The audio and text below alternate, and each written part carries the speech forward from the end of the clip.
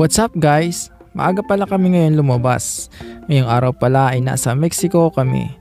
Ensenada, Mexico. Ako nga pala si Jules, isang OFW at nagtatrabaho sa mga barko ni Carnival bilang isang seafarer. Dahil first time namin lumabas, hindi namin makita ang exit palabas ng port kaya minabuti na namin magtanong sa guard kung saan ang daan patungo sa'yo. At kung saan patungo sa exit. Dahil na rin sa sobrang dami ng tao naghahalo na ang mga guests at mga team members kaya kami naliligaw. Nakalabas na nga kami ng port at nilalakbay ang daan patungo sa'yo. At patungo sa pupuntahan namin. Flex ko nga pala yung mga kasama ko ngayon sa vlog. Shout out sa inyong tatlo guys. At habang naglalakad nga kami ay may nakita kaming Ensenada na word na kung saan pwede kang magpicture. Kaya nga yung mga kasama ko ay picture dito at picture doon. Tayo, kailan tayo magpipicture kasama ka? At habang naglalakad nga kami ay natuntun na namin ang mga bilihan ng mga souvenir. Ang souvenir shop na kung saan ay napakadami mong pamimilian. Hindi tulad niya, no choice. At sa nakikita nyo ngayon, napakadaming souvenir,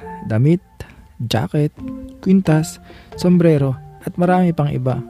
Kung hindi mo natatanong, ang pangunahing produkto ng Mexico ay ang tequila na alak. Naalala ko tuloy kapag pistahan sa aming lugar, sobrang napakadaming mga baratilyo, yung mga tiyangge, lalo na yung mga nagtitinda ng mga kwintas, hikaw, sobrang dami ko na pala na ikwento.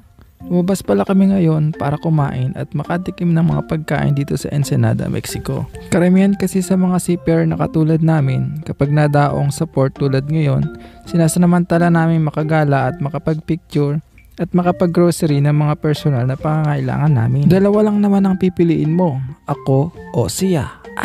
Dalawa lang naman ang pipiliin mo kapag port day, kung gagala ka o matutulog.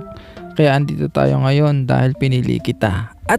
Kaya nandito tayo ngayon dahil pinili ko ang gumala at makita kung gaano ko ganda dito sa Ensenada, Mexico. At nakikita nyo ngayon itong mga kakanin na parang sobrang sasarap.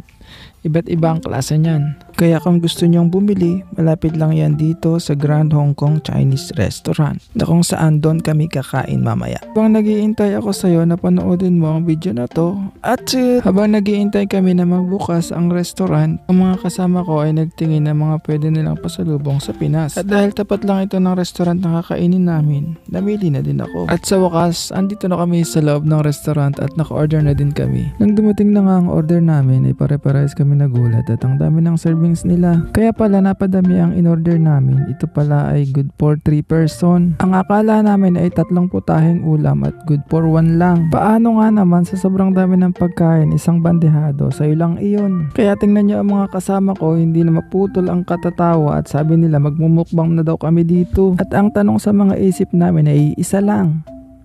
Kung paano namin ito uubusin at kung mauubos naman namin ito ay baka naman masukan na kami sa daan sa kabusugan. Nagpatuloy na nga kaming kumain habang nagtatawanan at hindi kami makamove on sa dami ng pagkain. At habang iniintay naming matapos ang lahat ay pinabalot na lang namin ng ibang pagkain at sobrang dami. At kahit nga sa lalagyan ng tugo nila ay apaw-apaw pa rin sa dami. Nang matapos na nga kaming kumain ay tuloy na naming nilisan ang Chinese restaurant dito sa Mexico. Habang pauwi na nga kami at naglalakad ay naisip namin ibigay na lang ang mga bitbit namin pagkain sa mga bata sa kalye, yung mga nangahingi ng piso.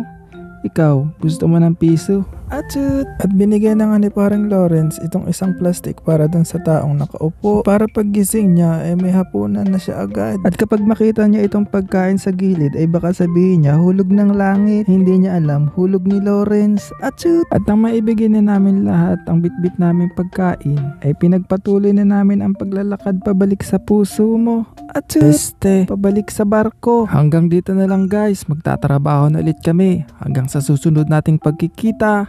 Ciao!